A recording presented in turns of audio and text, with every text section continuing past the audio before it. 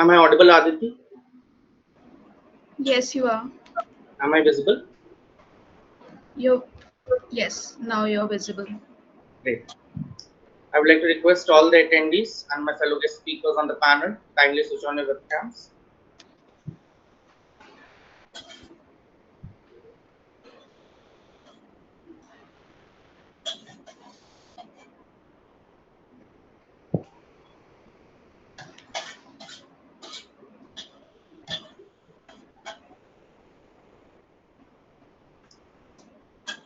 Digvijay, I hope you are live.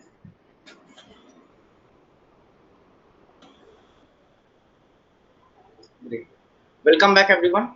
I'm P. Shravan Kumar, the founder of SK Associates and Group, and your host for today's conference 2.0 on impact of hardcore sales and scaling up for startups.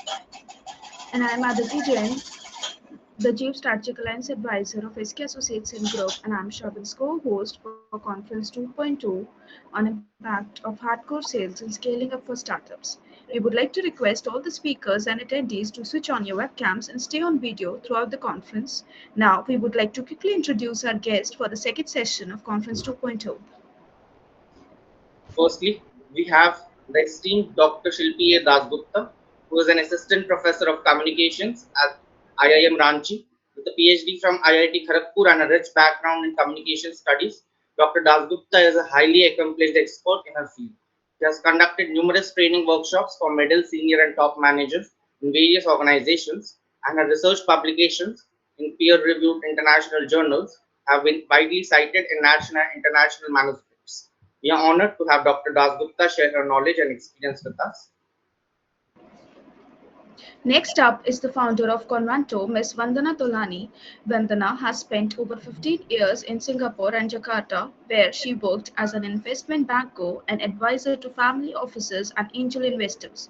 Her extensive experience in arranging funding for startups and growth stage companies in various sectors has made her a highly respected figure in the investment banking industry. In addition to her role at Convento, Ms. Vandana is also a venture advisor with Loyal VC, a Canadian VC fund, and a partner with a Silicon Valley based venture builder.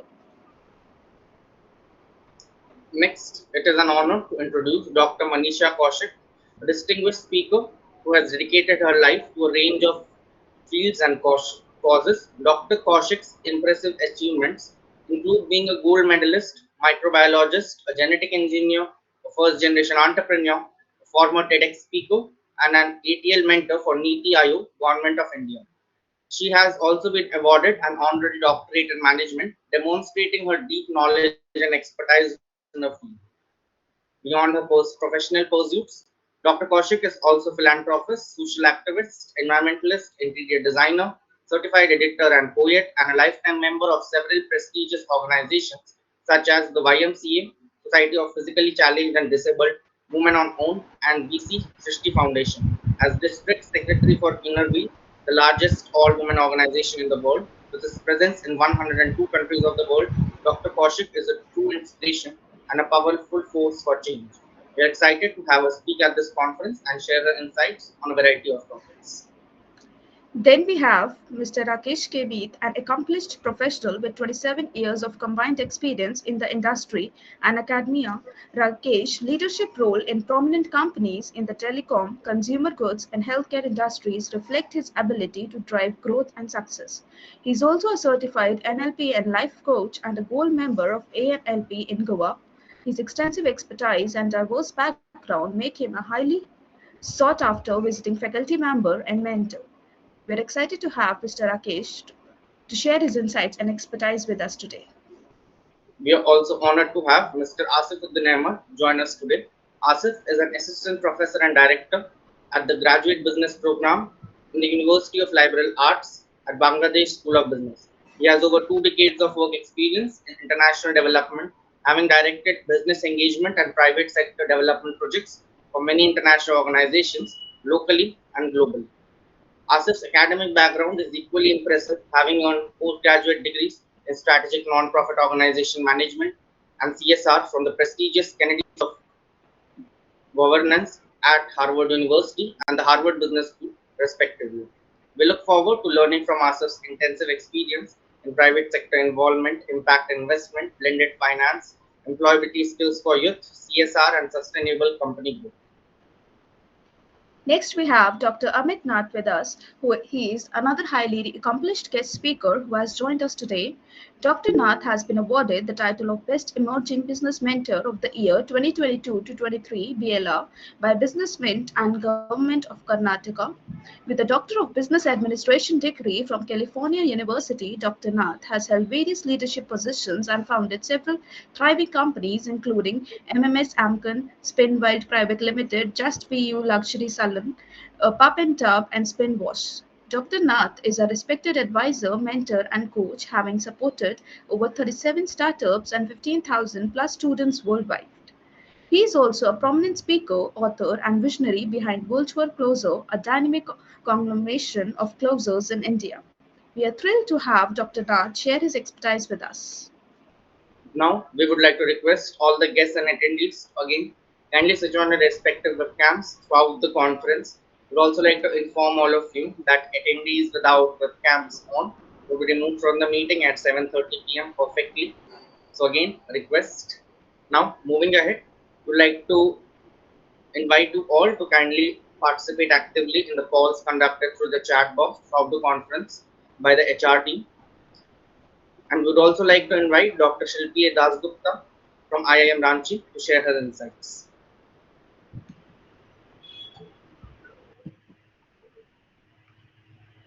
Okay, thank you so much for introducing me. Thanks for the warm welcome, and I'm honored to be here with you all. Looking towards a very rich experience. Uh, Thanks to Dr. Usha and the entire team for inviting me.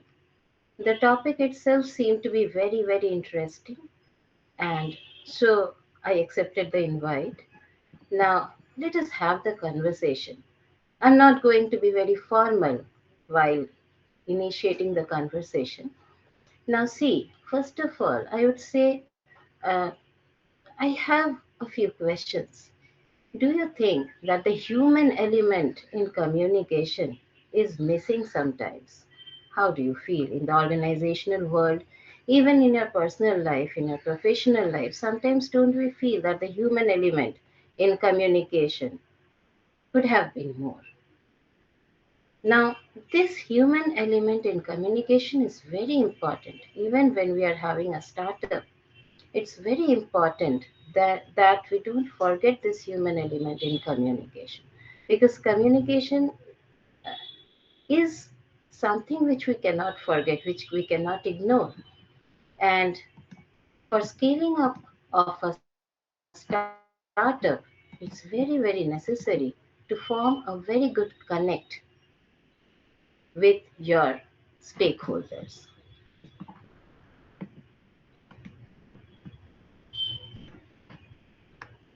So let us have the presentation. And as we all know, hard sell is what? It's designed to get a customer to purchase a good or service in the short term. How is your experience? Have you experienced somewhere that you're forced to buy a product or a service and afterwards you feel bad about it? You rushed, you were forced to rush, you were persuaded to buy that product or service, and then afterwards you thought, okay, this was a bad purchase. Now these are a few questions that we need to find answers to these questions. Are you focusing on short term goals if you are running a business, or you are focusing on long term goals? Now sometimes I'll tell you one of my experience. Once it happened so that it was from the hospitality industry. Someone came, I'm not taking the name of the organization, but someone, I was taking a class, and in between there was someone, who came to me, and then after the completion of one class, there is a gap of 15 minutes, and someone came to me and said that, you know, he has been waiting, and He wants to meet me to show something very interesting. So, first of all, I declined because I had another class after 15 minutes.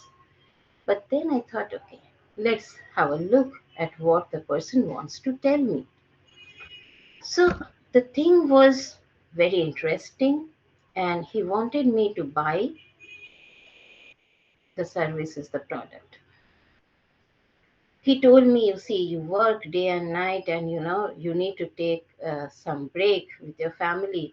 And you see, when you take a break, when you take a vacation, you can use our properties, and you just have to pay once for the lifetime.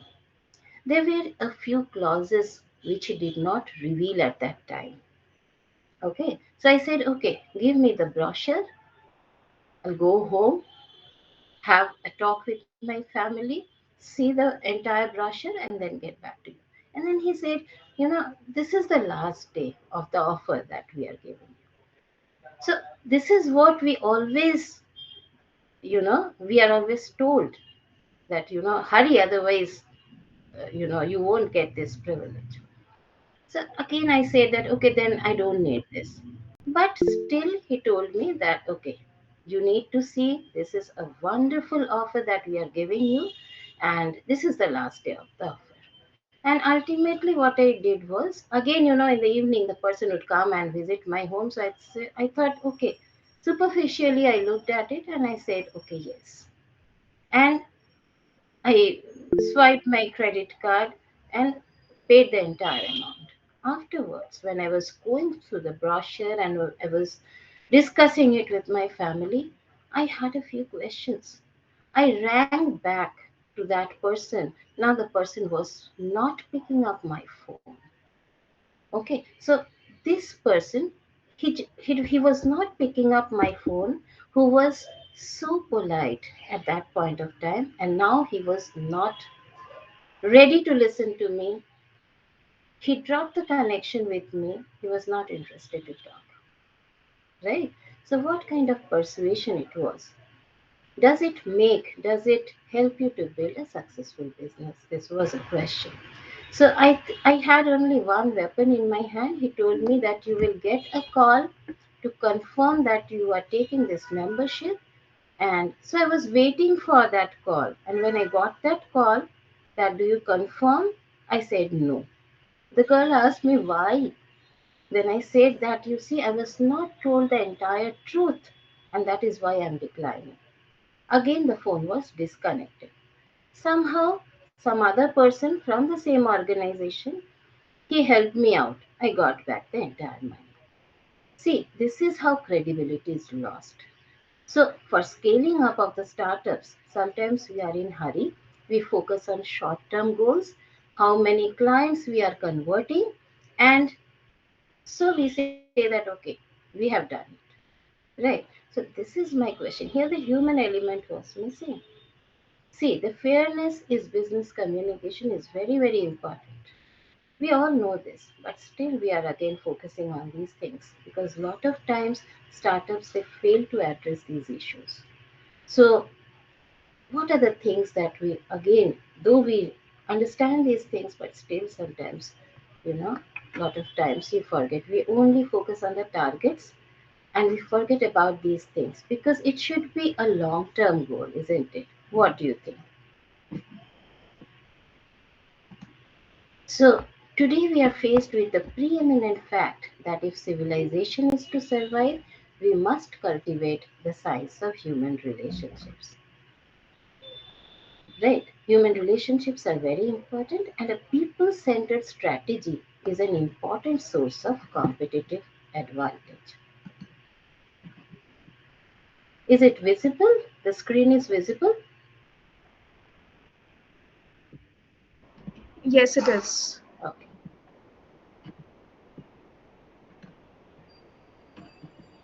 So, a people centered strategy is an important source of competitive advantage because, unlike technology, cost, or new product development, it is very difficult to imitate.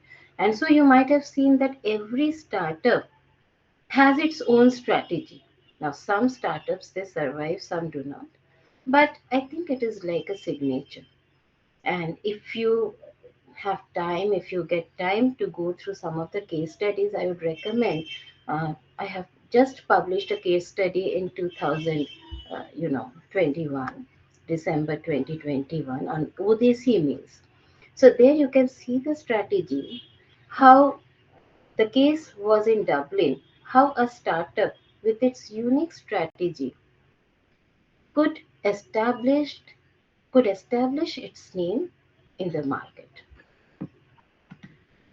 So understanding the interest of customers is very, very important. So in the example that I cited, you see the person, he thought he converted one client, though ultimately he couldn't, and you know, he thought his work was done. So ultimately he couldn't do that. He was not interested to understand the interest of the customer. So here I would just focus, in the interest of time, I would just try to wrap it up very quickly. So if you see the consultative selling thing, you see that there the relationships are very important, and you focus more on open dialogues. So two-way communication is very, very important, right? Listening is very important. Gaining insights through questioning is very important. Now, how the questions should be, it shouldn't be like drilling, right, or grilling. So the questions should be need to be open-ended, where the customers can express their thoughts, and you get to know what is needed. You see so many products coming into the market, and you see that some, even if you see the history of mobile phones, you see that some companies, they survived because they were interested to know about what interests their customers, whereas some became extinct. So active listening, the two-way communication is very, very important here for scaling up of the startups, right? To understand the customer pain points, it's very, very important. And to actually to have a genuine conversation. It shouldn't be a formality. A lot of times you see that, sometimes if I have some problem in the flight, you just have a mechanical kind of conversation. So sometimes they listen also, but a lot of times you feel that it's kind of mechanical kind of thing, and nobody is there to listen to you. So that needs to be well addressed. So relationship selling is also very important. Here is, see, there are various kinds of people who can escalate the sale.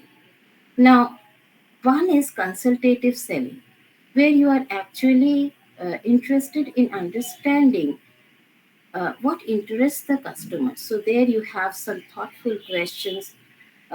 You can be consultative. Uh, you can be an expert in consultative selling when you are an expert in the area. You know each and everything. So there you have more of logical persuasion. Persuasion is very important, isn't it? So, and when it is into relationship selling, you form the relationship first. You are more inclined towards, forming the relationship, and then uh, I think here emotional persuasion is dominant. So that is what I was trying to tell at the very beginning, that relationships are very important in management, and even for scaling up the startups. So you have to research the prospects, what is there in the people's minds, and then you have to develop this, active listening skills. Only then you can well understand what is needed by the people. That connection part in communication is very, very important. So I was talking about the fairness in approach. What is fairness in approach? If you again relate to the example that I cited at the beginning of the conversation. So, how much fair the conversation was? Did he provide me with all the facts? No. Half of the facts were revealed, half of the facts were not. For example, I asked him about a few cities where I want to visit, maybe in the summer break. So I asked him whether they have properties at those places or not. So he said, even though we don't have the properties there, we have collaboration with some other organizations who have the properties. So you won't face any problem. Afterwards, when I read the brochure, I came to know that, okay, that collaboration was only for 2 years. And I'm taking the membership for lifetime.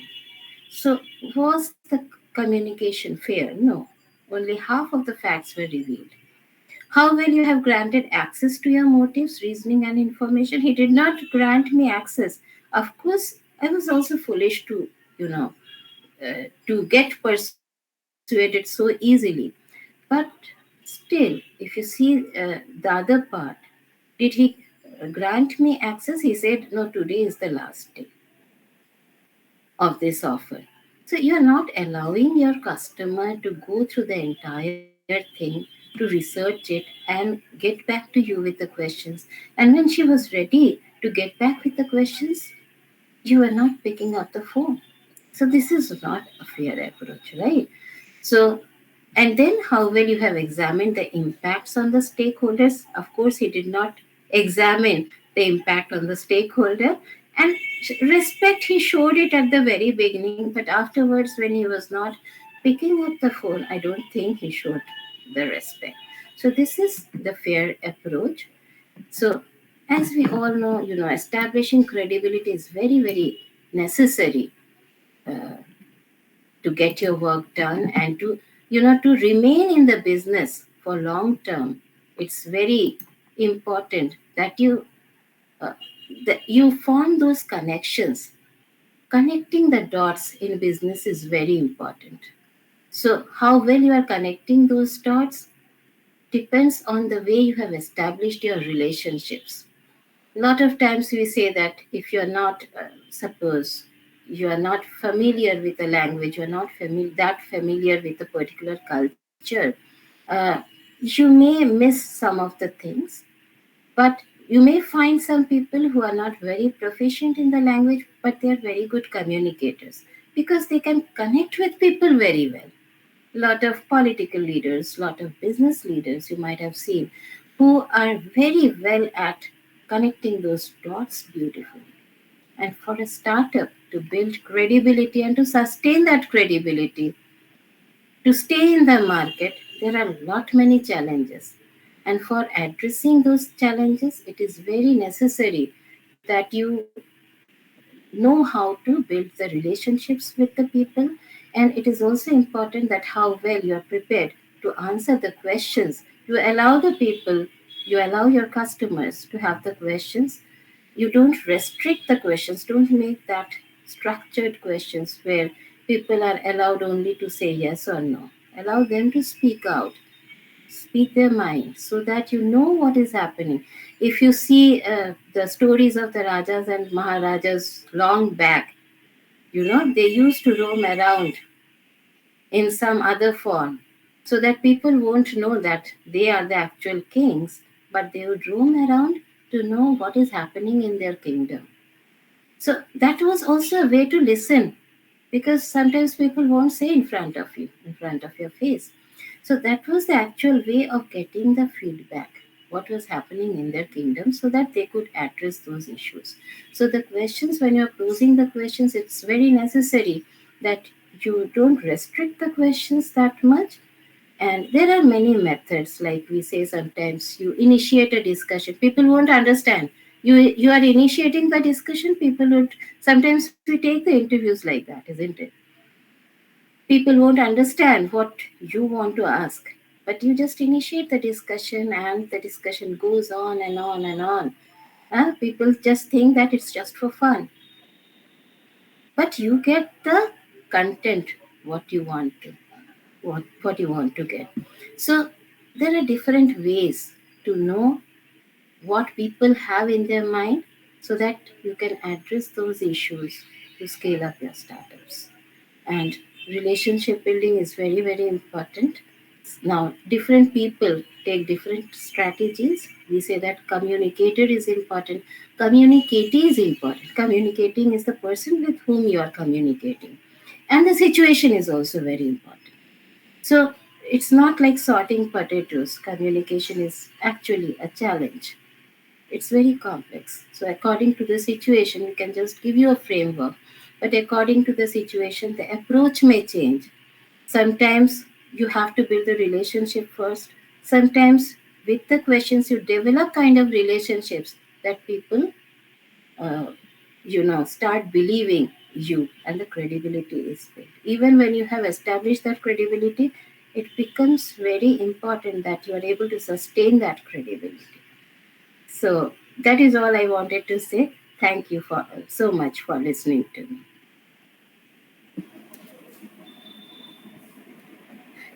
We would like to thank Dr. Shilpi Das Gupta for her beautiful and marvelous speech, and I request her to share her mail in the comment box for any queries our attendees might have. Further, moving ahead, we would like to invite Dr. Manisha Kaushik to commence her speech.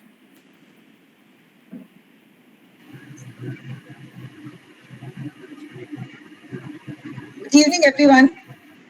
Am I audible? Yes, you are. Yeah. Thank you so much, Aditi and Mr. Shravan Kumar, for having me here today. And I think it's a beautiful Sunday evening.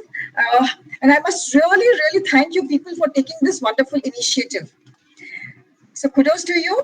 And so I begin here with impact of hardcore sales in scaling up startups. So just give me a second. I'll just be playing my PPT.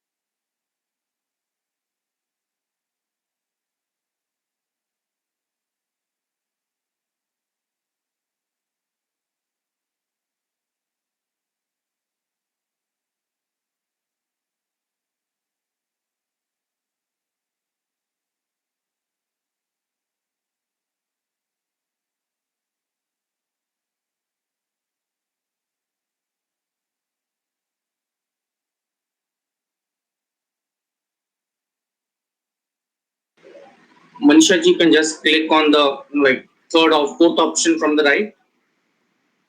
Yeah, the square with the upper pointing cursor.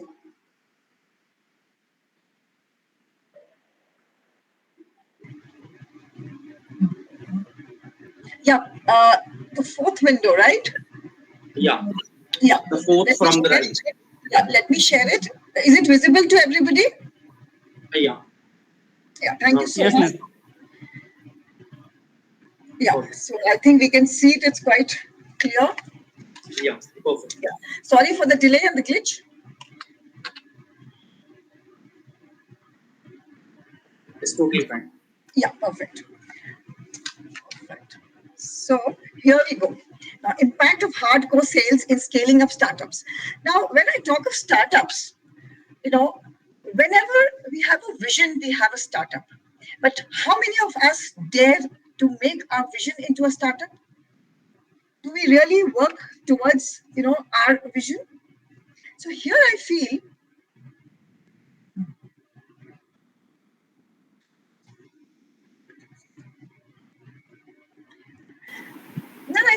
that if we chase the vision and not the money will automatically come. It's very important for us that if we have a vision, we convert it into a startup. A small business is an amazing way to serve and leave an impact. Why leave an impact? Because whenever you do something which interests you, I'm sure you will be able to do it in a much better and much focused manner. Now, startups, what exactly does a startup involve? A startup involves a thought, which involves how you would convert it so that you can actually move forward and bring about a service or a product.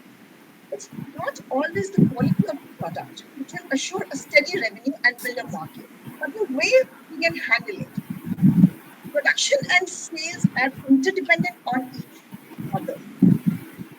I always give this quote that you sell, you produce, and you produce what you sell. So if you're passionate on that, you will always be able to, work better towards your business. Now, when we are talking about, putting efforts, we are talking about, you know, what exactly are we talking about? The first focus point is our customers. And these days, the customers are very much aware of what is happening in the market. And so we have to be abreast. In fact, we have to be, we should have a foresight and we should be much better than them. So work towards a few very major factors which will play an important role and are interdependent. According to a layman, whenever you have a startup, you must think towards building a satisfaction, a trust, a positivity, conviction, loyalty, commitment, experience, where actually you are targeting to build a good relation with your customer and to build a customer bank. So today I'll be giving you a few insights on the product and the service. For a startup, the most important is the innovation and the idea. What you want to do, do you want to do something which is there in the market? I don't think that's a very good idea. So you have to do something which is different if you want to create a niche. What are the services you are willing to offer? And what exactly will you do to market these so that it is different? The second point is attractive product and the service. We have to invest in our product or the service we are selling, just like we would like to invest in ourselves or what we would like the industry to give us. Here, the most important point is, what is your unique selling point? Is it different from what is happening in the market? Are you creating a utility need in the market? Whenever we have a product, we have to create a need for that product. For that, marketing is one of the most important things. Are we giving good quality? Are we giving the quality we are promising? And whenever we talk of quality, we also talk of price. In a good price, are we offering the best? Because today's market is a very competitive and volatile market. There has to be attractive branding to establish yourself. You actually have to think differently. Think not only according to what you want to earn, but think from the customer's point of view. You will never go wrong. What is the production and the service cost? Now, when I talk of production and service cost, we are talking of two parts. One is the fixed part and one is the variable part. Fixed part always has infrastructures, salaries, and this is more or less same for every month. But variables are your transport, your marketing, and the raw material which you use, which may depend on from where you source it. Marketing and sales, product, services, you have to really work on this. You have to find out what is your target segment. If your target segment are the super rich, then you have to work to market it according to them to create a niche in that particular segment. But if you are targeting a middle class, I cannot talk of it being a luxury brand in that way. So whenever you market, you actually have to market it on the basis of the price, the utility, the product itself, and the segment you are targeting. So marketing is always customized according to the product and the segment you want to sell. Market penetration. Market penetration talks of two things. You can actually, just go about and market it in a digital manner, market it the way you just want to sell. But you can also create a niche.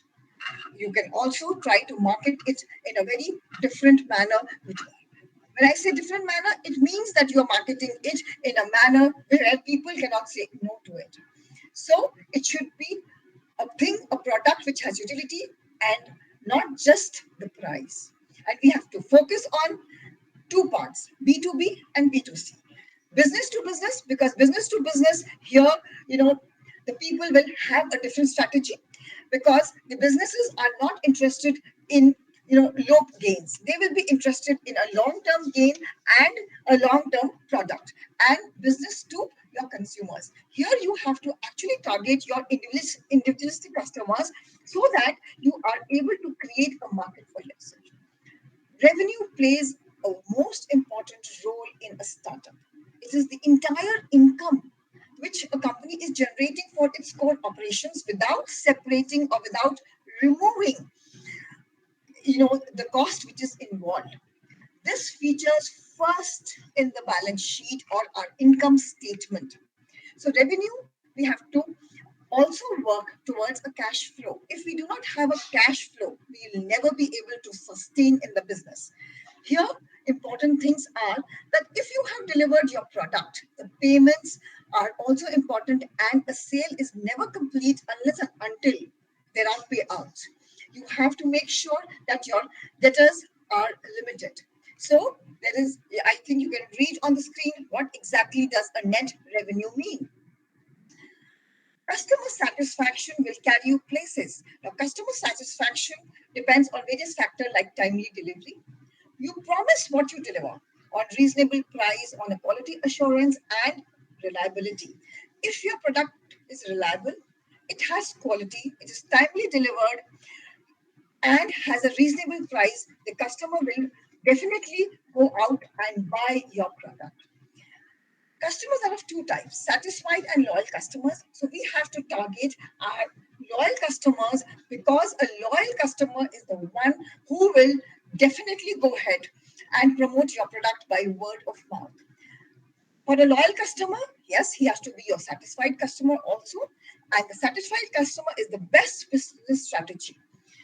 For a business strategy, it is not just the marketing division, but it has to be the entire company who works as a sales team. We have to also be very important, to take feedbacks, to take positive criticism, and work towards beginning and making your customer your best teacher. Your customer is most important, and you can never say no to a customer because he's always right. Understanding the customer and catering with a foresight. We have to bring about a balance in these factors, and this will definitely promise a success to your business. Successful projects implement a lot of sophisticated methods which are unique, and these are specifically designed towards knowing and meeting the customer's needs according to your products. Now, what is hardcore sales? Hardcore sales is when you go out and you are trying to capture the market. Here you have to understand and work on the need of the customer, fulfillment of their needs, attracting the customer, and creating a place, like I already said, in the market for your product. If we work on these instead of compromising on the product, definitely, I'm sure we'll be able to do much better. The sales department is not the whole company, but the whole company better be the sales department so that each one of you can promote your work. Now, here, Philip Kotler comes up with saying that marketing is not the art of finding clever ways to dispose of what you make. It is the art of creating genuine customer value. Whenever you create a customer value, this will carry you.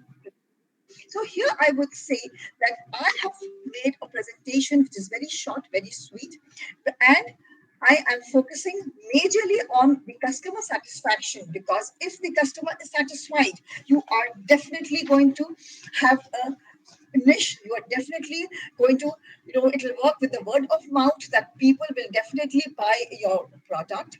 And for the startups, just definitely focus on the cash flow, on the revenue, and never think of investing everything on the marketing or everything on the production. Because if you invest everything on the production, you will have nothing for marketing. And in today's time, if we can market our product well, everything sells. So for that, we have to create a niche. We have to be different from the others. We have to be unique and specific. And that is where we hold a chance. That is where today's startups are moving ahead, and the changing times with digital marketing, marketing your product in different ways, we can definitely make a difference. So here I would say, go out. Your dreams should be converted into your work, and you can definitely do well. Aspire to inspire before you expire. Thank you so much.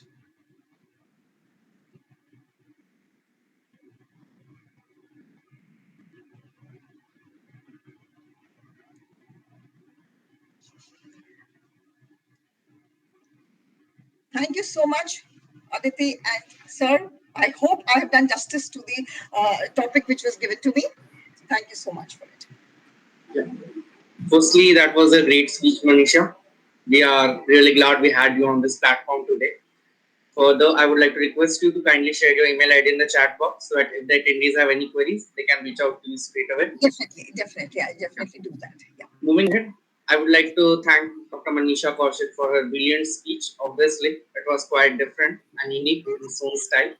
Further, moving on, I would like to invite Dr. Rakesh Kimi, Professor at Boom Business School, commence his speech. Thank you, Mr. Shravan and Ms. Aditi, for providing me with this opportunity to be here and sharing my perspectives and insights about the sales domain per se. Yeah, and so it's been pleasure to speak to the students and many budding entrepreneurs and my listening to my fellow guest speakers. Let me just put on my PPT here. Just give me a few secs. All right, so I believe you can see my slides. Is it visible? Can you see my slide?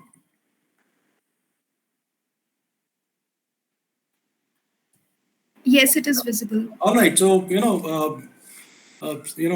Shravan has given my introduction, and I'm a person who has turned academician from a practitioner. So I have spent good over 2 decades of my working in the industry.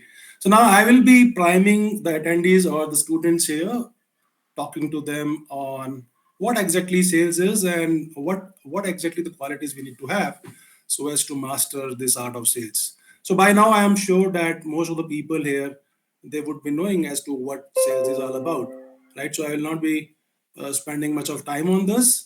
Sales, as we all know, it's a transaction between two parties, and we do it in exchange of money more often than not. Now, since the topic being assigned here is hardcore sales. Now, when we talk about the hardcore sales, so what normally a person will interpret is that it has something to do with you have to go all out and then get the sales done. So that with that thought in mind, what I thought is that let me speak about something called as to what is hard sell and what is soft sell. So when we talk about hard sell, and as I was listening to Dr. Shilpi also, so what is hard sell? So hard sell is more of it's a transaction based approach, right? Wherein we are not bothered about as to what kind are we creating relation with our customer or not. So the single objective in case of the hard sell when we do is to sell. That's it, selling my product or services and getting the money in return. So I'm least bothered about whether I'm going to make a long-term relationship with the customer. So that's all. It's very short term, right? Now when we talk about soft sales, it is to do with relationship selling. And all throughout my life, as long as I was a practitioner working with various companies in sales and business domain, so I have always firmly believed in something called as relationship selling, and that is what a soft sell is all about. Now, being myself a strong advocate of relationship selling, so I will keep talking about that more and then not talk much about the transaction based selling because that's very ephemeral and वो ज़्यादा time टिकती नहीं है. So let's go on further and then let's understand what do we mean by relationship selling. So relationship is basically when all our endeavors are towards building trust, and trust with of course the customers. So and trust cannot be built in one transaction. So I mean we have say around close to 25 to 30 attendees. So let me ask people here that can trust we can build trust in one transaction. Is it possible? Can I have an answer? No. So we have answer no. Yeah. So that's why, what is important is to get into the relationship part of it. So whenever we sell something, we need to ensure that whatever we are selling, whatever we are giving to the customer, it has to be something which he wants, there is a need for him, and then whatever we are providing is adding some value to that customer, right? And then properly servicing that. So CRM is a solution. So there is a message in the chat box which says CRM is a solution. So perfectly right, CRM, customer relationship management, is the game. Now moving on, Mike, another question to the attendees is that, is sales to do with persuasion or to do with manipulation? I'm just taking their understanding on this. So, what is this sales all about? Is it to persuade customers or is it to manipulate customers? Persuasion, good. Yeah. So, this is from Abhinav. Persuade, fantastic.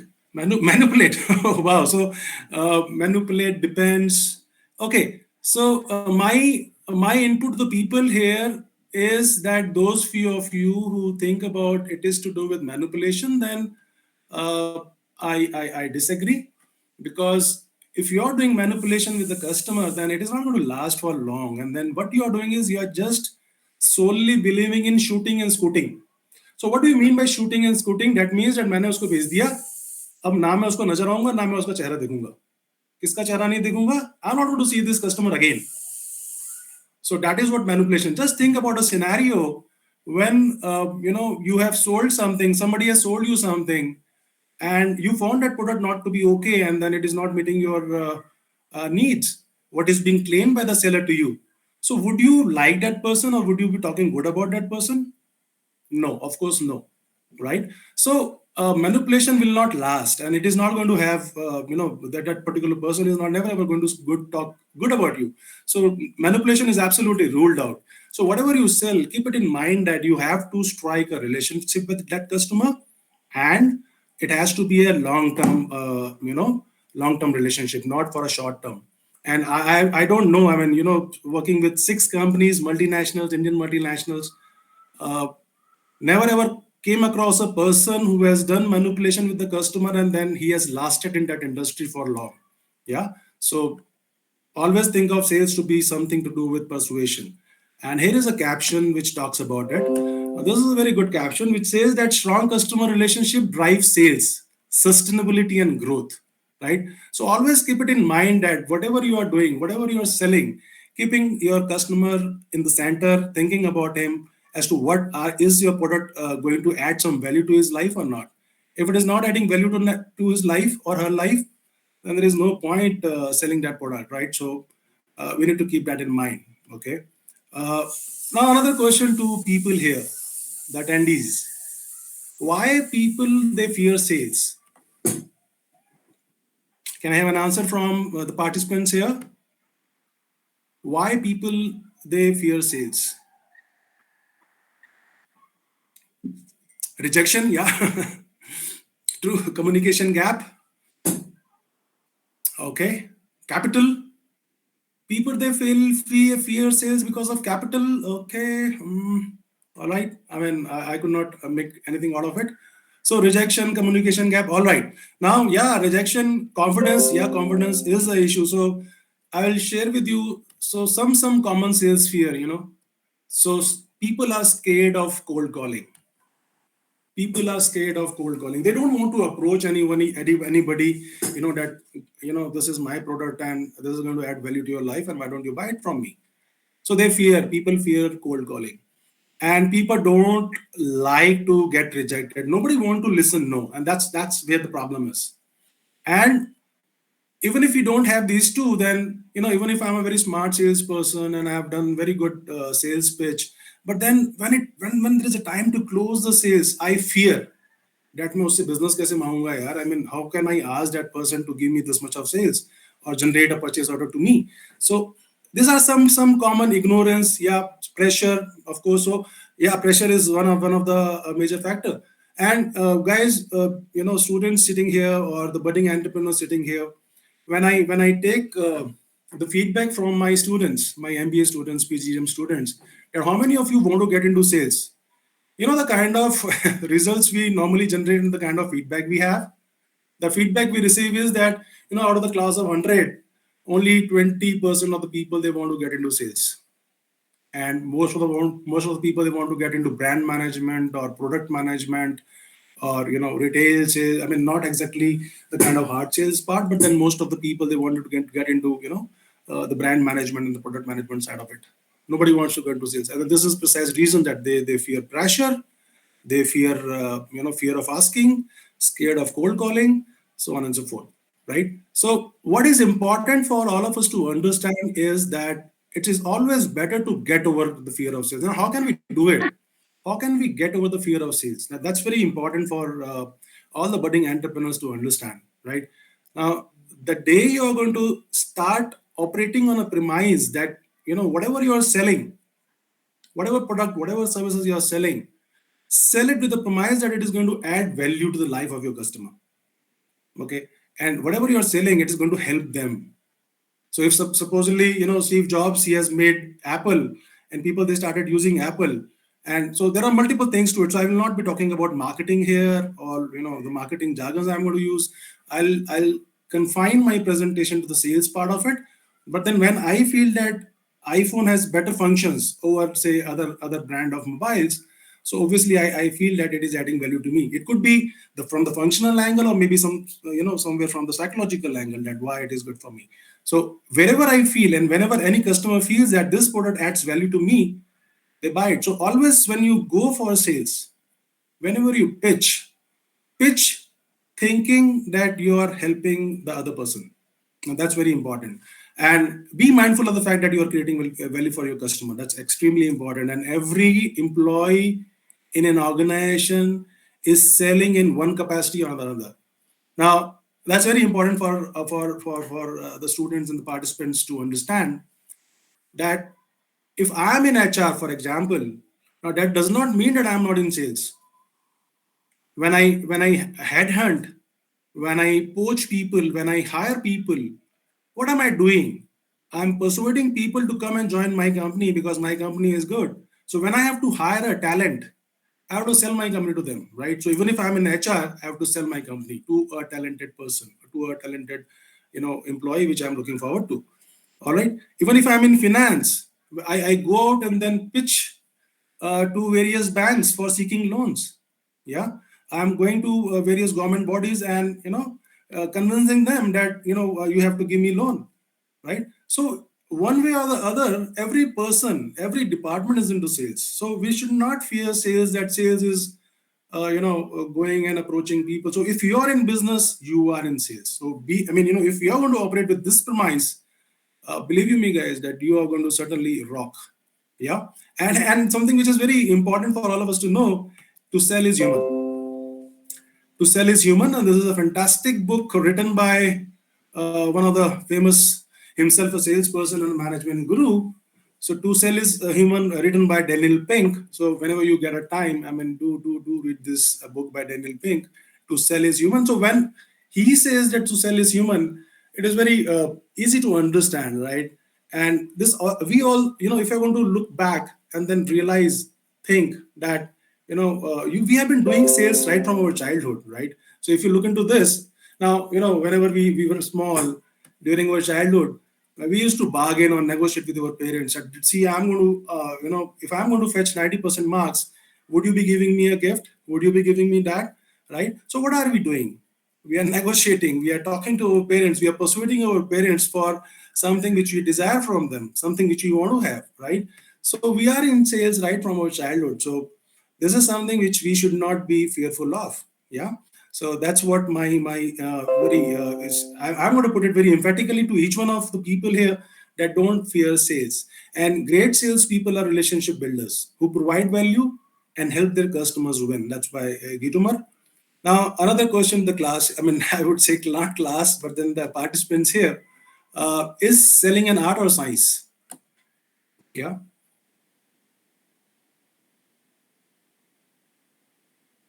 Is selling art, okay?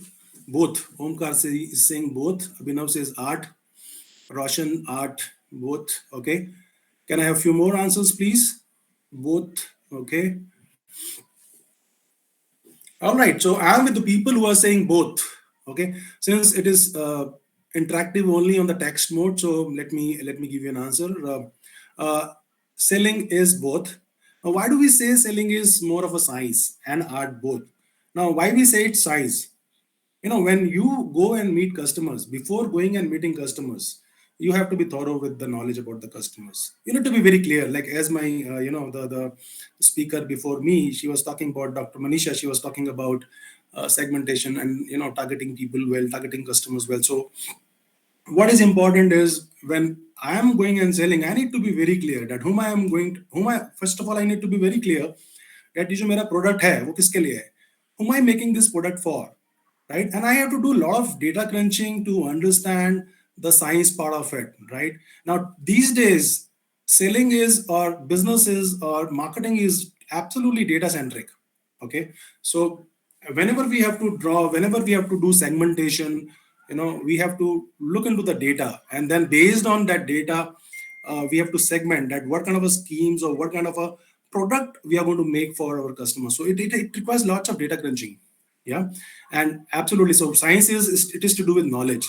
So that's why we call it as science. And when we talk about art, so it is more to do with uh, going and then communicating with the customers, explaining them, persuading them, negotiating with them. So that is where the skill part comes. How smartly you are interacting with the people, right? So the soft skill part of it is more to do with art. So the more you practice, the more you go and then do the sales pitching, talking to the customers, understanding them, right? And then giving them the product or the solution as per the requirement.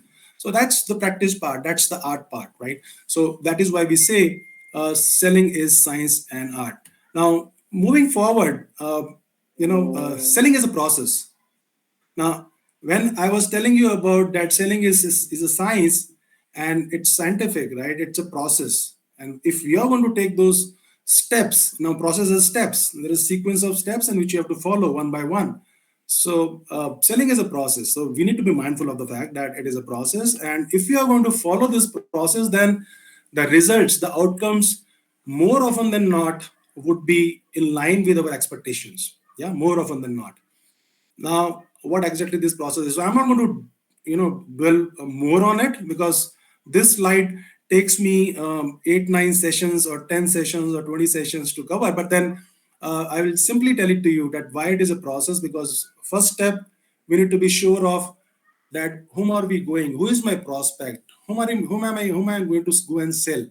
Second step is pre-approach. Pre-approach, we need to understand is that before going and meeting the customer, I need to do a thorough study about him. I need to know that whom I am going to go and sell, which industry, which company, who is sitting there, who is the decision maker, who are the influencers. So if I am going to do this, thorough study about my customers beforehand, before approaching the customer, before meeting the customer, then it is certainly going to pay rich dividends. Yeah. So third step is approach. When you go and then meet customers, be it online or be it offline or over phone. Fourth step is presentation and demonstration. Fifth is, customer is having any objection, any question, any query, any clarification, how smartly and deftly you handle it. So that's a fifth step. Step number 5. Step number 6, closing. So if you go back to what I was talking about, many people, they fear asking for sales. Now that's what closing is all about. Now many people, they fear, अरे यार मैं उसको मांगूंगा उससे ना तो उसको बुरा लगेगा कि ये मेरे से सेल मांग रहा है यार, वो अच्छा ही लगेगा, उसको बुरा मान जाएगा. Now we have to get over it, right? We have to get over it. So we have to go, and since we have followed 5 steps so diligently, then there is no harm in, because you are working, and if you're not going to close the sales, then all your efforts have gone in waste. So closing is extremely important. There are various techniques of doing it, right? So we'll keep it up to here only. So closing, and then 7th is follow up, which is extremely important. So all these steps are extremely important if you are going and doing the sales for the first time. Okay, and follow up. Why follow up is important? May I know from the students here, the attendees here, that why follow up is important? When we do sales, why follow up is important? Can I have an answer from them? Can I have an answer from all of you here? Why the sales follow up? Customer retention. Okay. Divya Gautam says customer retention, to know the satisfaction level of the customer. Very right. Customer relation, reach the goal. Now, for getting accuracy. So whatever you people are scribbling, writing, it's absolutely right. Now, Now just imagine, go back to the slide number 2 when I was talking about the transaction-based approach. The transaction approach is selling and running away. You are least bothered, okay, about the customer, whether he is happy. Sorry to interrupt you, Dr. Rakesh. Could you Yeah, please wrap it up a bit fast? yeah, I'll do that. So I have a few more Thank slides you. left. Yeah. So that's what follow-up is all about. Now, we need to be mindful of the fact that, whatever we are providing, we have good features, what the customer wants, we need to have that. What are the advantages, benefits? We need to be mindful of the fact that are we creating value for the customer and how different my product is from the customer. So it's all about creating value, understanding their needs, to giving them value proposition, to communicating them, and then delivering the value proposition at the right place, right time. That's very important. This is quick, the flow. How do you go about selling your product? So you need to create attention, interest, desire, and action. So now this is something which I want to tell before I close. Now, you need to build your funnel. Building funnel is, don't get uh, frightened of that I have 100 leads, and then only out of 100 leads 10% of the customers they are getting converted. From 1,000 to 10 customers conversion, need not have to worry about it. This is how it happens. And this is the second last slide. This is important that you understand. 80% of the sales requires automation, but 10% of the sales begin after one. So need to be mindful of the fact that we need to understand follow-ups is to customers and providing value. Don't get bogged down with rejection. Stay brand, staying afloat in the ocean of rejection, because rejection is something which at you, but then over rejection, we have to go after more. So that's something which is important to understand. And this is what is the last slide which talks about. So whatever you do, keep customer in this focal point, keep the customer in the center, be it your product, be it the pricing, be it the place, or be it the promotion. Have your customer centricity intact, results will follow. Thank you so very much for listening. Thank you. Yeah. We would like to thank Mr. Rakesh Kemit for his informative and knowledgeable speech, and I request him to share his mail in the chat box for any queries our attendees might have. Sure. Thank you. Further moving ahead, we would like to invite Mr. Asifuddin Ahmed to share his perspectives.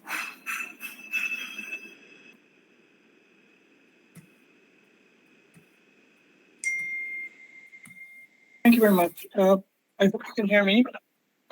Thank you very much, and thank you for inviting me to this conference. It's great to know from a different perspective, and my predecessors actually gave us such a good presentation.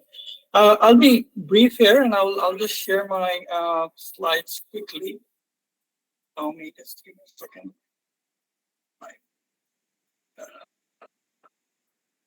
So, go to the slideshow. Move it out. Okay. Now, as a thank you very much for inviting me to this session, and I'm really excited in the sense that I will share a very different perspective from Bangladesh, where the startup ecosystem is just growing, and it's been even at this point of time at a very nascent stage. Just because I'm coming from another country, I'll just briefly explain the kind of the ecosystem in Bangladesh. If you look into the startup kind of the journey in Bangladesh, it's been around 15 years that we've been working on startup, and it just started kind of growing. We do have 1,200 active startups, but of course the failure rate is quite high with any other startups, and approximately 200 new startups joining every year. In 2021, even during COVID, we kind of generated as a whole startup ecosystem around $90 million investment. However, in the last quarter of 2022, because of the war in Ukraine and other issues, we had 34% decline in the fourth quarter of 2022 in terms of investment compared to the third quarter investment generated.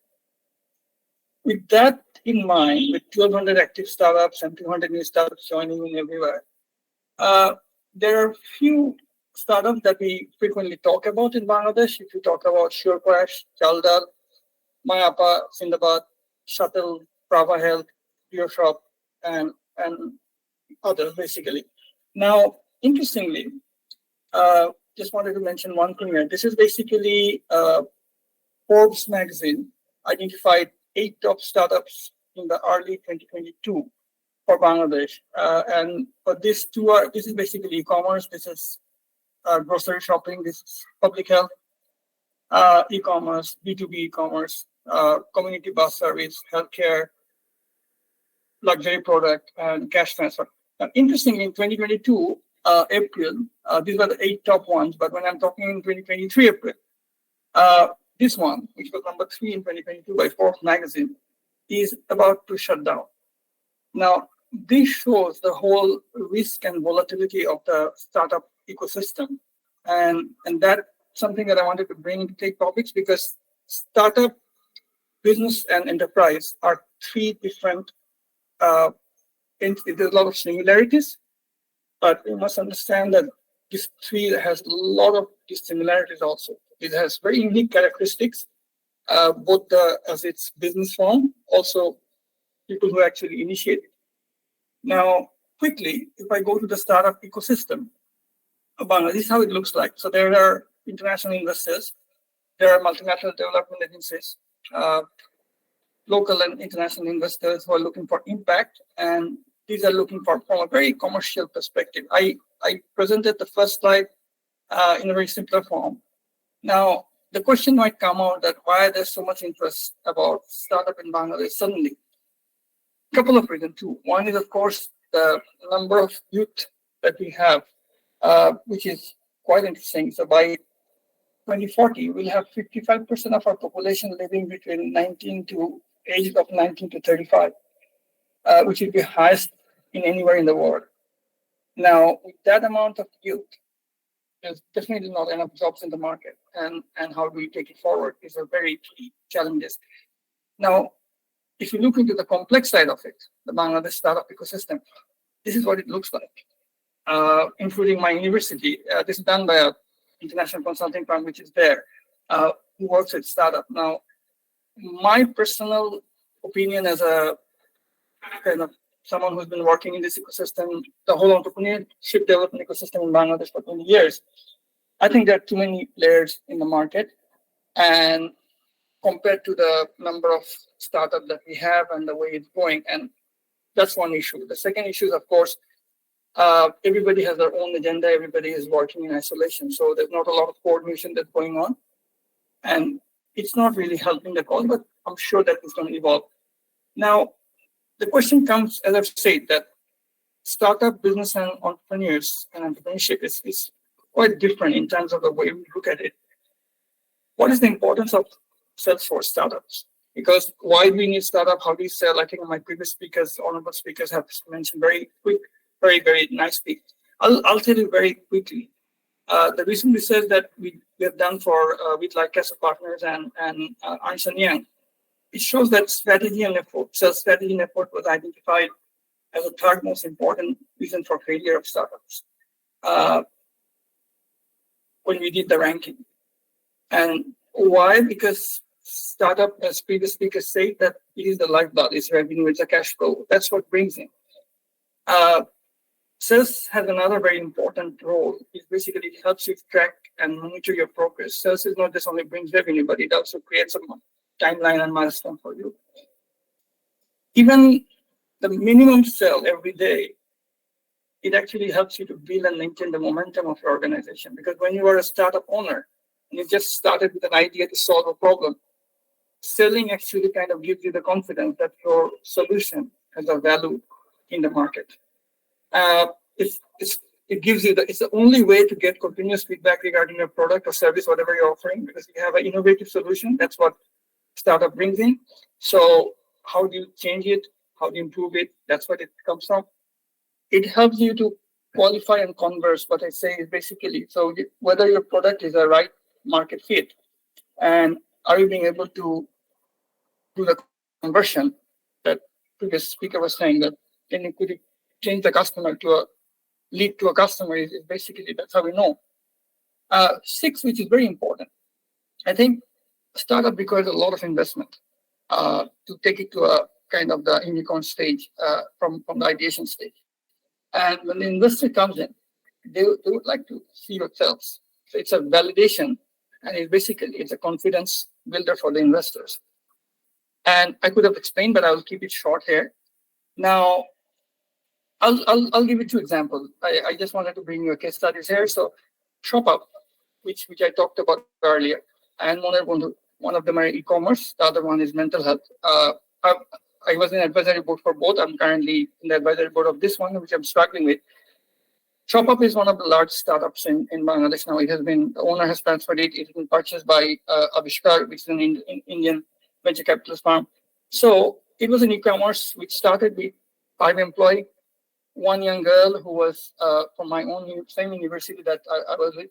She and her husband started it with only 3-4 employees, 5 customers, which was trying to help F-commerce, the Facebook-based commerce, which is now is a I think 28 million fundraise, 500 plus employee. It's at a very big stage. Now, in comparison, this is a mental health startup initiated in 2019, again, a female owner, 30 plus employee, fundraise is 1 million till now, 2 investors, and they've just gone through 2 funding rounds. Now, as I see in the board of both of this, and now I'm looking in this one, the biggest difference that I found between 2 of them as owners as a company, ShopUp, even when it has 5 clients, maintain the basic focus on sales.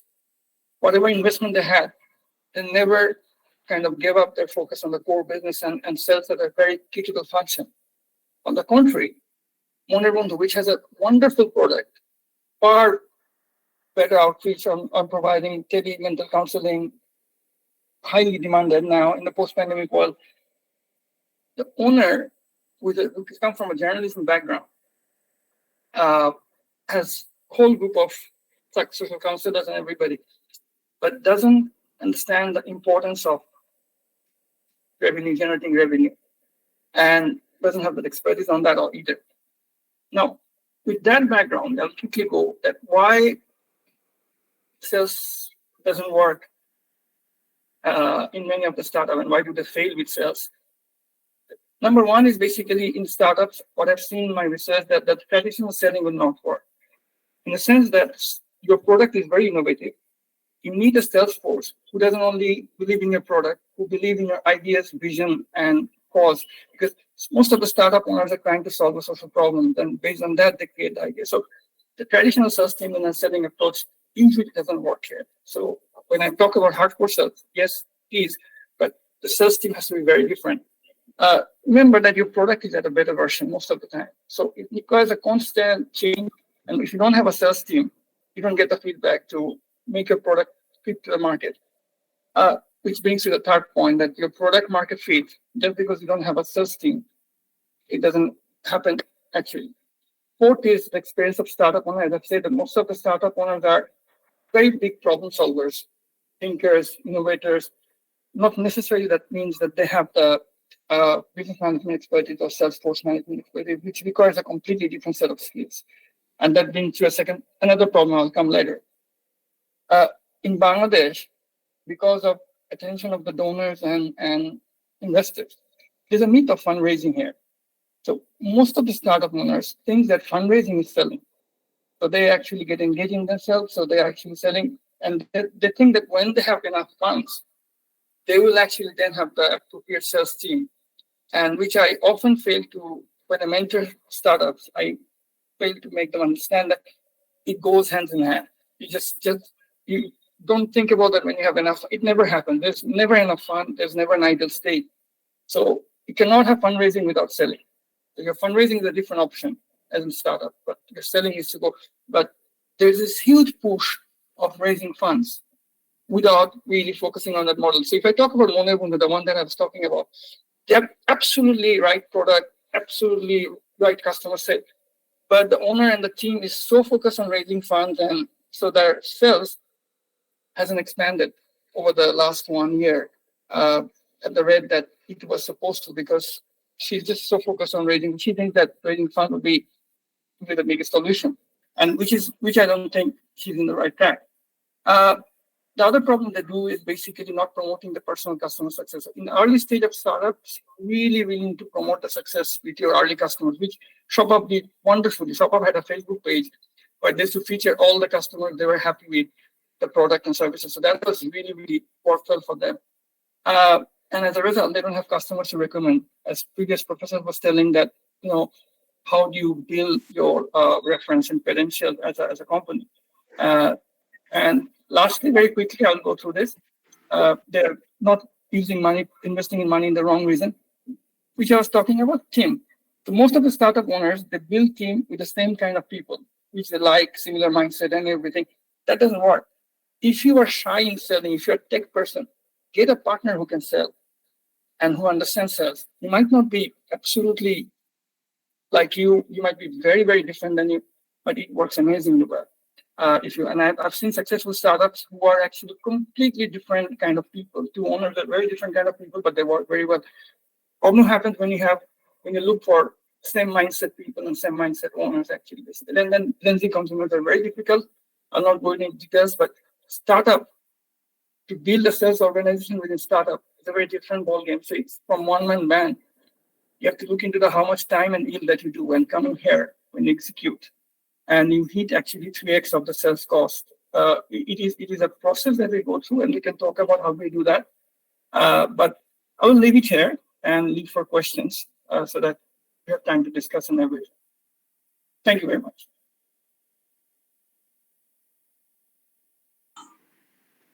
Firstly, that was a great speech, Dr. M.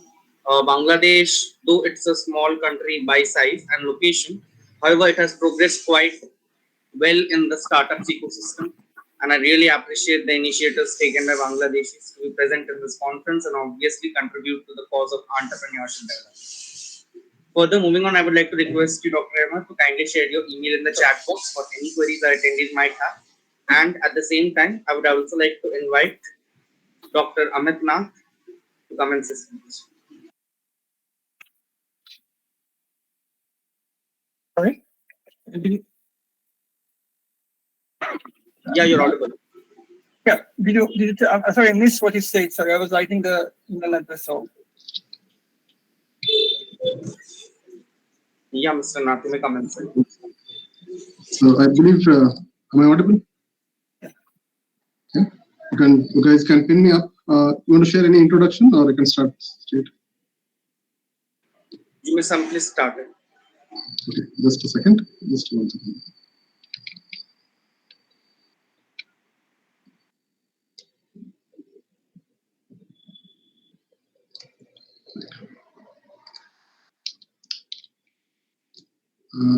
Trying to just share my screen.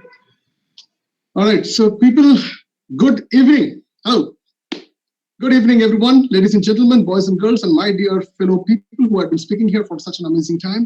Amazing presentations, a lot of gyan and a lot of things. Probably I might be offbeat in this entire game. I have a lot of respect for all those people who have been doing this stuff. So coming out of hospital, does discharge 3 days back. I think this is a great power and anticipation that I have. Amazing. Shravan and I think 1 second, hold on. Jayanti, right? You guys are doing an amazing stuff. And I think delegates who are coming from different countries and other places, kudos to you, because it needs a lot of time for creating such kind of amazing presentation. Yes or no? Okay, great. So I would rather start my session in a different style. I would like to probably show you a video, okay? And then I'll tell you about who I am and what I can do for you. So, oops, yeah. Can I share my screen? I think I don't have the permissions. Okay, great. So I will just try to share my screen out here, right? Let me know if the sound is audible, okay?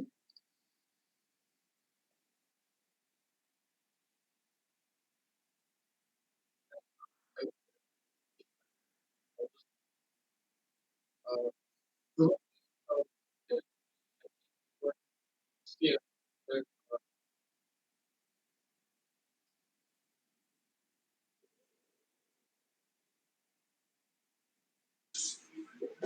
Yeah, it's visible.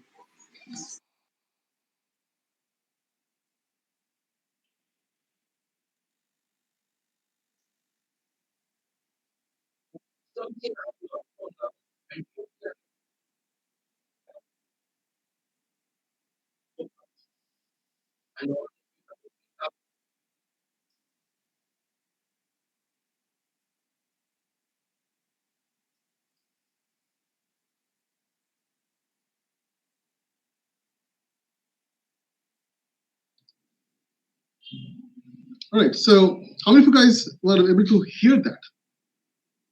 Couldn't hear that? No? Okay. I don't know how do I share this thing. All right. So I think there is a sharing issue. That's the same reason I prefer Zoom. Anyways, I think I can go. I have got a lot of something to show you, but since the video is not getting transmitted, you guys can pin me up. I think there is a pin option. If you can just pin me up, that will be probably making me on the screenshot. All right. So probably I would like to tell you, okay, I'm just starting my timer now. I hope it is okay, guys. Hindi, English, both are comfortable? Hello? Good. पास आ जाओ 15 minute में फाड़ दूंगा. Good. I'm going to give you something which is very rocking, very powerful. Come close, guys. Take notes if you want to take notes. No presentations, just hear me out. Probably I might not show any presentation today. Is that fine? Okay, hello? My presentation is also only going to be from my here. We'll do something called as an organ shift. Learn from here, see from here. All right? Oh, check it out. Swimming cannot be learned in a classroom. Yes or no? Similarly, you cannot sit inside an amazing air-conditioned room and learn about sales. Let me give you some data. 93% of the startups recorded in 2022, November 27th, okay, this is the data, flopped in less than 9 months. Can you imagine? 93%. And this is the data which is hard-hitting. 2020 was something which was still better, being a pandemic year. The next information I will tell you about, guys, I have a lot of respect for all those people who have been talking about innovation. Scale up jaldi karna hai. And you guys are startup. Probably, I don't know if I can share my screen. I would love to give a small, I'll not say a presentation, but a small introduction about mine. I think so. It can be possible. Let's see. Yeah. Can you see my screen at least now? All right. So this is me. I'm talking about somebody who is inside the ocean, deep inside. How? These are the 4 companies I started in one single day. Okay. I'm not bragging about myself, but I can talk about startups in a different perspective, not from the book, but straight from the ground, sitting under the hot sun. Right side one, extreme right, it is an industrial laundry where we do more than 2,000 kgs a day, and where our customers are OYO rooms to service apartments and hostels and PGs and multiple things. The third from the left-hand side is a luxury salon, and the first 2 are from a pet grooming center that we have created out, which is a luxury pet grooming center. This is the back end of it. This is exactly what happens inside the companies, guys. Okay, I know it is very difficult to talk from a place like this. This is the luxury salon, not salon, the pet grooming center, which has, this is the kind of an interiors, if you are able to see that. And this is only for dogs. Let me tell you this.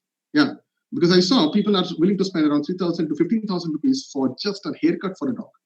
So we went all the up there, and this is called as salon suite. I think ladies in the house, you might be looking at this. This is one only room where you get manicure, pedicure, massage, and everything by one attendant, one client.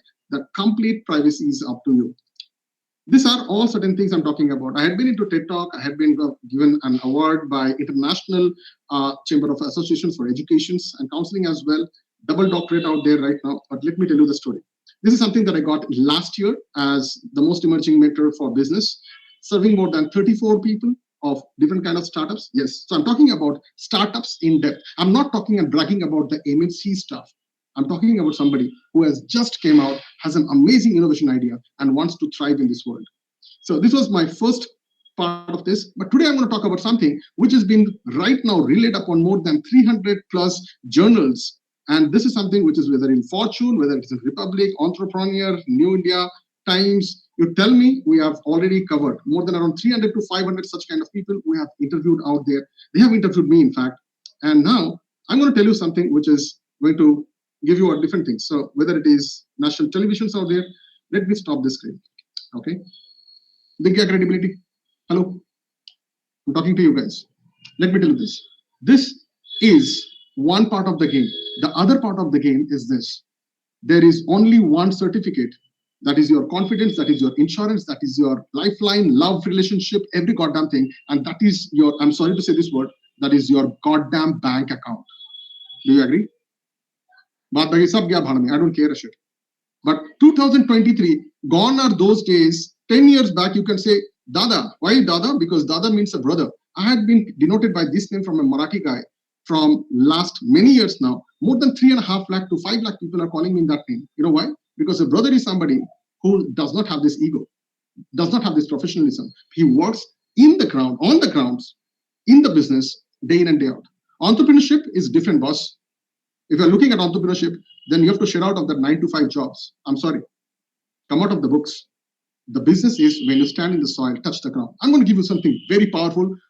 That is something which is not in Wikipedia, not in Google, not in even your chat GPT. Hello. Powerful? Okay. Are you guys with me? Can I see some flair there? It's okay, yeah. Give me some energy, buddy. Give me some energy. This audio recording, ya to audio record kar lo, because this is going to blow your mind out. I'm going to give you something very powerful, guys. Okay. I'm going to give you 2 statistics. If you are a startup or if you are anyone, let me tell you this. It is not talking about the startup. You wanted to scale up, right? The topic was impact of hardcore sales in scaling up startups. Startups is a different thing. These are people with an amazing brimming ideas, innovations, and all the times they come out with some beautiful ideas because they can see the pain which other people might not see. Hello? Yes? But there is a problem here. You know why? They get into a company, they get into a job, they get into an entrepreneurship or any kind of internship where there is a problem happens. Other people, they don't understand him or he does not understand what other guys are doing because his intellect level is very different. Yes or no? Yes? Good. Now here is the thing, guys. Innovation and immediate scale up is completely irreversible thing. Listen to this, guys. If you are trying to innovate goddamn something, that is the same reason today a lot of startups fail. I'm sorry, startups have gone to a different level now. They are just trying to get a kind of a position with bragging with people, bankers, begging in front of venture capitalists or angel investors. Am I right, sir? And they call it as so-called pitching, but ended up with bootstrapping. If you do not know bootstrapping, bootstrapping means taking your own money, borrowing from your own dad, and trying to find out where you will survive. Am I right, sir? So let's talk to the point. Okay. Innovation and scale up will not work. When you take the money, 100% of the startups, they take the money. You know why? Because this new product, the new process, people do not know. So majority of the amount goes for marketing. Why? Trust build karna hai, awareness karna hai. And these are all things which is going to go. Yes or no? So you are left with what? Thenga. Do you understand these words? Aam bhasha mein bol raha hu. LCD, lowest common denominator. Who the hell I am? Guys, in 1 month, I have scored. I'm not talking about me. I'm talking about my entire team. Okay. We are running more than around 17 to 18 different companies with different CEOs. You have an ambition to become a CEO. I don't have. I'm looking at the CEOs here. Can I hire you? That's what I'm talking about. Now, here is the point that I want to tell you this, guys. Quickly, I'm going to tell you about something very powerful. Okay. There is a book called The Psychology of Money. And it says, finance is all about people's emotions. Did you get that? People's emotions. Anything that you don't know is called difficulty. Always remember, every master was a disaster. I'm giving you something which is live, which is happening right now, not from books. Next one, I'm going to tell you about something. If you want to survive and thrive in this world, there is only one thing your product and process and service and guidance and healing and whatever you are doing can do. Number one, find out, can your product and service minimize the pain of your client or prospects? Number one. Number two, can you eliminate the problem permanently? And number three, can you secure or insure your client so that this thing does not happen every time? These are the only three ways to get money. Hello? You're talking about sales? I don't think so there is a fourth one. If you can get fourth one, I would love to learn from you. Is that fine? Minimize the pain of your prospect, delete or eliminate the problem permanently, or insure them so that the pain does not repeat to them again. These are the only three things. Only this serving can help you. Now come to scaling and all these things. Probably I'll give you some ideas. Okay. How many of you know this book? Okay. Presentation does not work. Video sharing does not work. This will work. This is what I'm going to quote from you guys. This is that one book, which is probably, and I think, a zero controversial book. You surrender, or this will make you to surrender. So this is something that I'm going to give it to you. In this book, there is a beautiful thing written. It's called as Karam Karo Phal Ki Chinta Mat Karo. Right? But I would like to put this in a different way. Serve, don't expect anything, but do monitor, man. Did you get that? Serve, don't expect, but goddamn monitor this. Where are you writing your stuff? Okay, now you might be thinking, okay, this is fine. The second thing is, if you need to scale up, closing and all these things, bahut late mein aata hai. Let me tell you, I'm the only GST registered company in entire India is doing the closing for some of the biggest influencers you can think of, name it, they are all in my directories. So that's why if you are learning something for me in the next 5 minutes, then this is going to be very powerful, guys. Okay, point number one, are you known? Where can I search you? Where can I probably connect with you? Now, if I don't have this, 2023 is not about being the best. Hello, forget about your degrees of your so-called institutions. It is not about being the best. It is about being the best known. Did you get that? Did you get that? Okay. I have a lot of things to give it to you guys, but I think the time is good. Forget about USP. Someone is talking about USP. I respect you. But let me tell you, this 2023 is not going to be of that thing. Those old traditional way, please come out, sir. We can send 25 lakh SMS in 1 second. Did you understand the amount of reach? We can send crores of messages and mails per second. I'm talking about my bandwidth is around 1.7 crores of mails that can be sent in just 1 minute. Just understand, gone are those days of direct selling, man. Hardly anyone going and touching up things. Did you get that? So what is going to happen in 2023? Okay, I'm going to give you something which is UAG. Is your product unique? Is it genuine? And is it authentic? If you don't have this, you will continuously going to have problems, objections, negotiations, and bargaining in your sales. And Mr. Philip Kotler, please come back to India. You go and meet any of the women in India. Golgappa mein extra golgappa free aata hai. Extra pudina, dhania, we don't buy it. Do you understand this? So gone are those stereotypical ways of marketing out there. You need to understand this is 2023. People don't buy with cash anymore. It is a QR code. There is no bargaining and negotiation happening. This is only one price. Buy it or that's it. Hello? Getting this? So if you need to go scale up, I've got something for you. Okay? There's something called a pull factor. Okay? It is not marketing. Number one, are your prospects aware that there is a problem? Number two, do they know they have a problem? Number three, okay, I'm going to give you something very powerful. Pause it, repeat it, go to 0.5 speed, and then you learn it. Okay. Number three, do they know that there exists a solution? Number four, do they know that you are the guy who can give the solution? Number five, do they know that this solution is the exact fit and perfect for their solution? Right? And the last one, do they know that that is available with you at X price? Price, kaun bola price mere? Bring it to me. Price is just a factor. This is a pencil, might be around 2 rupees or 5 rupees. But let me tell you, tomorrow is my examination. Just 1 minute before this, if I don't have this price is priceless. Yes or no? So gone are those days of pricing and costing and all these big fat books. I have done this, dusted it. So probably in the last couple of minutes, I'm going to tell you something. There's something called lead score. Don't get into this analytics of CRM and software and all these things. Seedhi baat, how many people are getting results? You don't have a results. Beautiful thing. Your thinking is powerful than your words. Yes? Action is powerful than that word. Powerful? But this is my word. Show me your result. Show me the number in your account. Everything is over. That's it. Show me your result. That's all about it. So it is not about innovation. Okay? It is not about the number of features and new all stuff going in. I'm talking about a very simple thing. What is your result? What is your outcome? Forget about client expectations. I'm talking about only one thing. Are you giving the results that you are talking about? Is it really what? I mean, are you finding the right things? Going and knocking 10,000 doors, that zamana is gone, boss. We can do sitting here by sending SMS, WhatsApp, email, push notification. I've got many other things, Bluefy. If you want to know more about this, find me out. I'm on the Google. We will figure it out. So I'm going to give you a very powerful thing. Okay.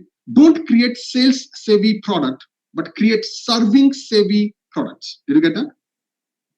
Serving savvy, that means solution oriented stuff. Solve the problem in style and then you charge whatever, people are going to buy it. Guarantee. How? I'm the guy, I've sold it at 333 deals closed in 1 hour 55 minutes in, that is the total amount of ticket size of 15,000 rupees. Just calculate. Calculate. Okay, it is not about my caliber, but this is someone else asking, sales science hai ya art hai? Oh man, this is an amazing thing. It's my science bhi hai, grammar bhi hai, art bhi hai, and all those things. Good. So before I go, can I take 5 minutes? We have 5 minutes. Hello, Chief. Good. I'm going to give you a formula. You will not find this formula anywhere.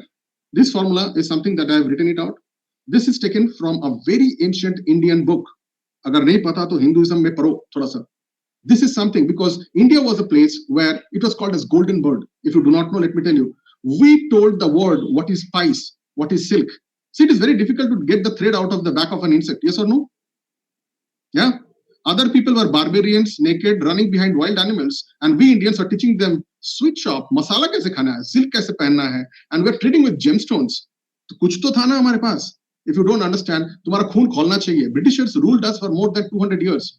There is a book called as The Get Indian Theft. पढ़ लो उसको. Every day, $1.7 million was being looted from India. Why I'm telling you? Because I'm the grandson of a person who has spent 7 years for Indian freedom movement, and he was in this part of it. I'm definitely, you are should be going in. So I'm going to give you such powerful formula right now in the next 2 minutes that you should be getting something. This formula is going to give you a very powerful thing. In the next 40 seconds, you will be able to find out kiske saath kaam karna hai, whom you should work, whom you should not work. If you have your company, either to shut down or change it over. 2023, this is a powerful thing. This formula is called as D2QS. Okay, I repeat, D2QS. 2 is numeric, Q is for queen, okay? Queen, Q. D stands for demand. Guys, I'm giving you something जिसमें जिंदगी में आपको जो है ना sales का tension नहीं लेने का. If your product and process has this D2QS, this is something for the startups. I know you are reading something which is an old book. Okay, I'm going to give you a proof of this. D stands for demand. What do I mean by this? If your product and service does not have pre-existing heavy high demand in the market, please shut it down. Please sell it off. OLX, hello, sell it off. What do I mean by pre-existing heavy high demand? Innovations, innovative products will never be doing it. You want to scale up right now? Use something which is already working. I'm sorry to say. Okay, already working. People know about it. They are aware of it. They know this is how it looks like. You will save less time. You want to scale up fast, right? That was the topic. The topic, get back to the topic. This is what I'm talking about. Number 2, Q. Anything which has got heavy high demand has to be of a premium quality or a supreme quality. Yes or no? Take an example of any car, which is a luxury car, supreme quality. Let's say Mercedes-Benz. And by the way, Mercedes-Benz is one of my very jigar ka tukda, because there's a client that I've been serving for the last 8 years. So let me tell you this. Anything which has got supreme quality has to be certified by somebody, a third person view, third umpire. What is quality? Quality is the duration of the time where you are going to get the result exactly what is mentioned in the brochures. Hello? Did you get that? So if your company is not having any kind of, probably certifications and all these things, that means your quality assessment, then you will have competition, then you will have negotiation, then you're going to do for bargaining, and then you're going to go for discount. And discount is not a profit, and profit is the power of doing nonsense. Slow, like suno, I know my speed is very high. That's what I'm talking about. There are 9 rules of money. I cannot tell you all those things, guys. One of the rule is, if you are an entrepreneur, you have to be energetic. Yes or no? Otherwise, if you're a slow man, khatam ho jaoge yaar. Someone is going to rule it like this. This is super. Let me tell you this. 800 seats are there in government job. 10.5 lakh people apply for that. The thick of the condition who has been trying it for 6 years, 801 jo hai, he'll commit suicide. Yes or no? So getting back to the formula, D2QS, number 1, D, heavy high demand pre-existing in the market, number 1. Number 2, your quality has to be supreme and premium. Number 3, quantity. Your quantity should be marginalized. Dr. Nath, I truly understand it, but we have 2 seconds more. You want me to leave it right now? They will miss it. Fine.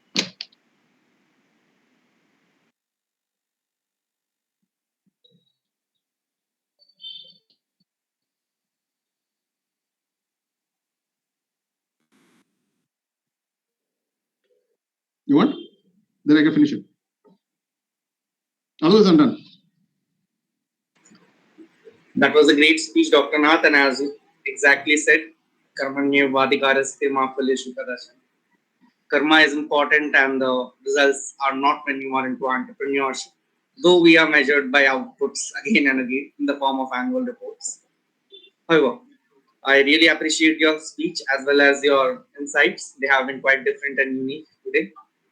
I would like to thank Dr. Amit Nath for his informative speech and also request him to share his email in the chat box for any queries our attendees might have. We would also like to thank all our guests on the panel today for making this conference such a warm and productive event with the views and insights. And we'd also like to thank all the attendees for patiently hearing us throughout the conference. Further moving ahead, I would like to request Ms. Divya Gautam to share a link for reviews and feedback in the chat box. And I would also like to request all the attendees and my fellow speakers on the panel today to kindly share your reviews over there. Any recommendations or any feedback you can provide us for improvement, even a small suggestion, could be a great idea. Obviously, feedback is the only thing that actually keeps firm running and obviously helps us in development over the time. Now, moving ahead, I would also like to request all the attendees to kindly vote for today's best speaker by typing the name of a preferred guest speaker in the chat box. The polls will, as usual, go in the conference groups too, and the name of the best speaker for session 2 and 3 would be announced after the end of the third session tomorrow. We shall return tomorrow with the third session of Conference 2.0 on impact of hardcore sales and scaling of our startups. Until then, stay tuned and keep dreaming. Have a great day, everyone.